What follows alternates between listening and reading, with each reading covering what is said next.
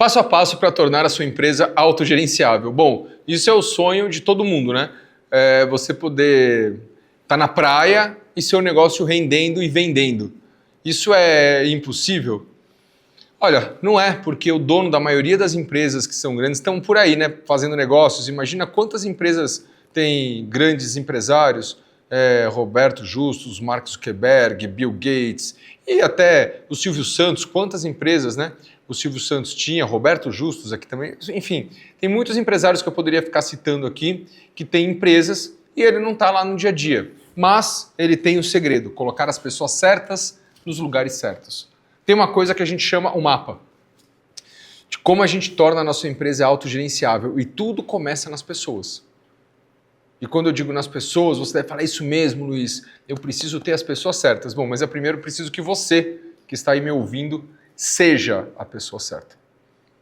Meu nome é Luiz Francisco, sou empresário, recrutador, treinador há muitos anos, há mais de 25 anos, e eu comecei a minha vida com apenas 3 pessoas, com 3 vendedores e formei uma equipe de 30 mil vendedores e uma empresa em 3 países.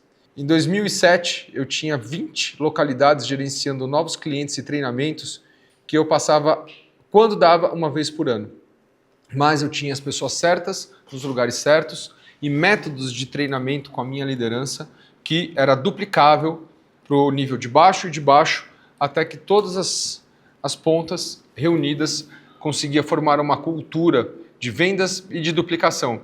E isso faz toda a diferença para que a empresa seja autogerenciável.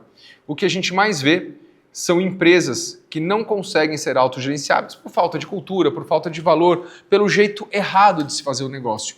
Luiz, e qual é o jeito errado de se fazer o negócio? Bom, a primeira coisa é não definir valores. A maioria das empresas, elas não definem seus valores e sem valor eu não consigo ter a tomada de decisão. Eu vou explicar isso para vocês um pouquinho mais para frente. Não definir quais são os cargos e quais são os cargos estratégicos da empresa. Cargos estratégicos, eu tenho que ter pessoas excelentes. Luiz, quais são os cargos estratégicos? O que mexe com dinheiro e o que mexe com pessoas. Ou com a compra, ou com a venda, ou seja, quais são os cargos dentro da sua empresa que não pode de jeito nenhum falhar e que tem que ser eficiente. Então a gente primeiro, antes de a gente começar um negócio, né, a gente primeiro tem os nossos valores e propósitos e depois a regra do primeiro quem. Quem eu vou pôr e aonde eu vou pôr. As pessoas certas nos lugares certos. Falta de processo e indicadores, que é o que a maioria, né, principalmente dos pequenos e médios, não tem, processo, sistema e indicadores. Não ter os manuais, o playbook de cada cargo, porque imagina, quando é despedido, a pessoa tem que começar tudo de novo o treinamento, isso gera atraso. Lembra, o avião cai para os detalhes. Se você está se identificando com tudo isso que eu estou falando aqui, fica na aula. E a falta de um planejamento estratégico, que por sinal, nós fazemos presencial aqui todos os meses. Isso é essencial para ter uma empresa autogerenciável, planejamento estratégico. Se você tá aí, nunca fez um e quer aprender a fazer um pessoalmente com a gente aqui, entra no meu Instagram, sempre todo mês aqui a gente tem um, tô te convidando, vem assistir aqui com a gente, fica imerso aqui no workshop e você vai aprender a como fazer um planejamento estratégico na prática e você vai ver que essa mentoria aqui é aquela mentoria que te ensina a fazer e não que fica no blá blá blá como muitas outras pessoas aí. Bom, vamos lá.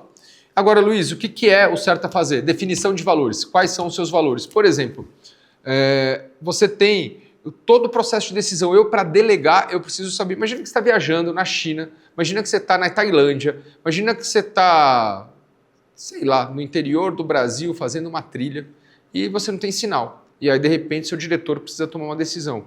Baseado em que ele toma uma decisão estratégica de devolva ou não o dinheiro, reincida ou não esse contrato, fecha ou não, baseado nos valores da sua empresa. Então, tem empresa que tem valores onde ele prefere o produto dentro do caixa do que dar desconto. Tem empresas que o valor dela, o compromisso dela é entregar a felicidade, é deixar o cliente satisfeito, então eu prefiro perder um pouco de dinheiro, ter um pouco menos de lucro, mas deixar isso aqui bem feito. Então, toda a tomada de decisão é baseada nos valores e na entrega, que é baseada na minha missão. Então, por exemplo, eu vou colocar uma sorveteria e aí, de repente, a cliente pegou um sorvete de massa, o negócio caiu no chão de cabeça para baixo.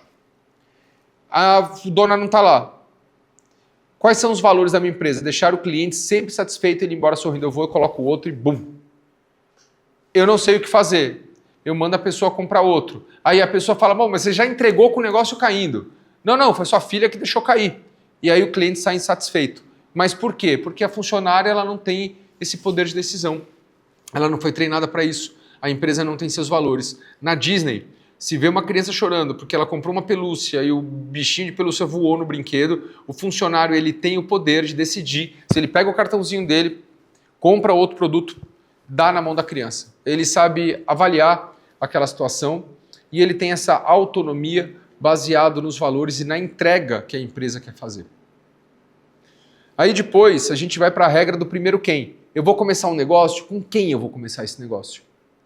Eu tenho um Reels meu, um sócio que viralizou muito, que eu sempre falo, você nunca pode ter um sócio com muito mais dinheiro que você quando você está iniciando. É bem legal que você tenha um sócio parecido com você, né? Ou que tenha um pouco mais de dinheiro que você. Então, por exemplo, é claro que se você está duro e quer abrir uma empresa, não dá para pegar outro cara no zero. Mas se você pegar um cara de 100 milhões, provavelmente ele vai te fazer de empregado. Então, acha um cara que tenha 1 milhão. Que aquele negócio é importante, mas que ele não esteja tão longe assim de você e que não escolha o sócio pelo dinheiro, por habilidades complementares à sua e que tenha os mesmos valores que o seu. E aí depois as pessoas, quem são os experts? Quem são as pessoas comprometidas, que definido por seu propósito e ação e missão vão trabalhar junto com você? Então a gente tem definição de valores, regra do primeiro quem e a métrica número 1, colocar as pessoas certas nos lugares certos. Então, eu tenho uma equipe bacana, mas em vez de colocar, por exemplo, a Yasmin, né, que é a minha esposa, ela é fantástica para vendas. Se eu colocar ela na contabilidade, eu quebro. Né, porque ela não gosta de planilha. Agora, se eu pôr ela nas vendas, acontece o que aconteceu com essa empresa, tá? Só prosperando. Então, desenvolver nível 5 de liderança. Eu tenho que ter conhecimento para saber quais são os 5 níveis de liderança e eu promovo o começo do 1, 2, 3, 4, 5, é aquele líder, o nível 5 é aquele líder colaborativo, é aquela pessoa que está sempre proativa na empresa, que está sempre olhando para o lado. Os meus filhos, eles têm o nível 5 de liderança desde sempre. Meu filho, quando tem um trabalho em grupo, ele estuda a parte de todo mundo para que se um amigo falhar, ele entra no palco. Isso já aconteceu. O nível 5 de liderança, o nível máximo, o cara que é mentor, colaborativo, que está sempre olhando para o lado, sempre querendo fazer pelo grupo, né? Sempre focado na meta das pessoas, na meta individual, mas com olho na coletiva. Depois eu vou para a visão, né? Ou seja, eu tenho que construir através do que é a minha visão, são os meus valores e o meu propósito para ter minha missão. Qual a missão? Curto prazo, longo prazo? Né? O que eu tenho que realizar? As pessoas têm que ter isso claro. Aonde a gente vai chegar? E aí depois o planejamento estratégico e os meus processos e playbooks. Então, gente, não é difícil. Essa primeira parte que é dividido, o jeito certo é dividido aqui, ó. Eu começo com vou repetir, definição de valores, regra do primeiro quem, são as pessoas, métrica número 1, colocar as pessoas nos lugares certos, desenvolver os níveis de liderança, visão, né, com valores e propósitos, para eu ter minhas metas de curto e longo prazo, o planejamento estratégico, como eu vou realizar tudo isso, né? Qual é a função de cada pessoa? O que cada pessoa tem que fazer? Ou seja, a partir do momento que eu tenho minha meta, o que a equipe tem que fazer, e aí eu vou dividir aquilo em mensal, semanal e diário. E aí depois eu vou ter meus processos e todos os meus manuais para cada cargo e todos os meus sistemas, né? Sistema de controle financeiro, sistema de CRM e por aí vai. Bom, isso eu planejei. Como é que eu começo a operar? Como é que é a minha metodologia de treinamento? Nós dividimos a metodologia de treinamento, né, em ambiente, porque ninguém vence o ambiente, tem que ser aquele ambiente onde está todo mundo voltado para o mesmo lugar, e para a mentalidade. A mentalidade, a gente tem 3 princípios da mentalidade. A gente tem sempre ter a filosofia da ciência do sucesso, que é o quê? A gente sempre trabalha mente, corpo e espírito nisso. Nós temos a criação de um mastermind e uma rotina de treinamento. Se vocês forem pensar, não é muita coisa. Então eu sempre preparo todo mundo da minha equipe, eu ensino a parte de como preparar a mente para você se desenvolver no ambiente de trabalho, mudando sua rotina, porque a hora que eu mudo a rotina eu mudo o hábito. 50 agradecimentos para a gente desenvolver a fé no que a gente vai conseguir resolver, que a gente vai conseguir atingir nossos objetivos em missão. E a gente só consegue vislumbrar e visualizar isso através do agradecimento antecipado por tudo que vai acontecer com a gente, seja de bom ou de ruim. Furou seu pneu, agradece, você tem um carro. Cliente fechou, agradece, você tem um cliente ligando. Agora é a oportunidade de você ligar de novo para ele e tentar fechar ou ir para o próximo. Aí depois nós vamos falar sobre exercícios de construção mental. Essa é a primeira parte da parte do treinamento de mentalidade. A gente pensa que no onboarding e num treinamento matinal que eu faço, eu sempre falo para as pessoas, nós cumprimos a meta, atingimos 100 milhões de vendas esse ano. Como você se sente? Como você chegaria na empresa? Como você passaria seus fins de semana com a família? Depois disso criado, a gente tem pessoas com habilidades, com toda a sua parte de mentalidade fortalecida e se comportando como verdadeiros vencedores. Esse ambiente cria o autogerenciável e aí eu vou dar para eles algumas ferramentas que a gente chama dos 8 hábitos do sucesso. Essas ferramentas elas passam pelas coisas operacionais do dia a dia de vendas, tá? Como os hábitos que a gente tem como quadro dos sonhos, gerar o compromisso com os sonhos dele, não só com a empresa, e aí a gente vai entrar no prático, que é CRM List Network, produzir todos os scripts de venda, produzir todas as objeções, mapear todas as objeções do meu produto e construir uma nova pergunta para cada objeção. Eu vou fazer acompanhamento, verificação de progresso e duplicar esse padrão. Baseado nisso, eu crio um mastermind. Nesse mastermind, eu crio uma rotina de treinamento diário, semanal e mensal. Então vamos lá, eu produzi todo o playbook da minha empresa, todo o meu planejamento, aí eu comecei a operar.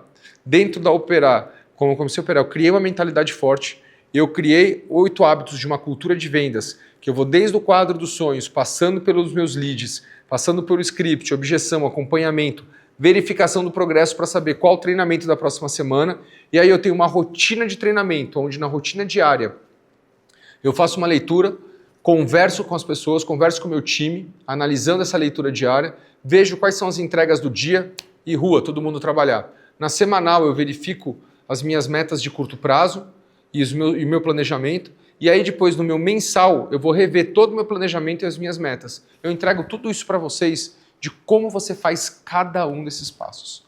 Se você executar algo simples, que eu estou aqui com vocês, o que é 10, 15 minutos, mas imagina você estar comigo aqui 1 ano, com os meus experts, a gente ensinando cada detalhe e você errando, vindo aqui na próxima aula falando, olha, na mentoria coletiva eu fiz isso, aconteceu isso e não deu certo.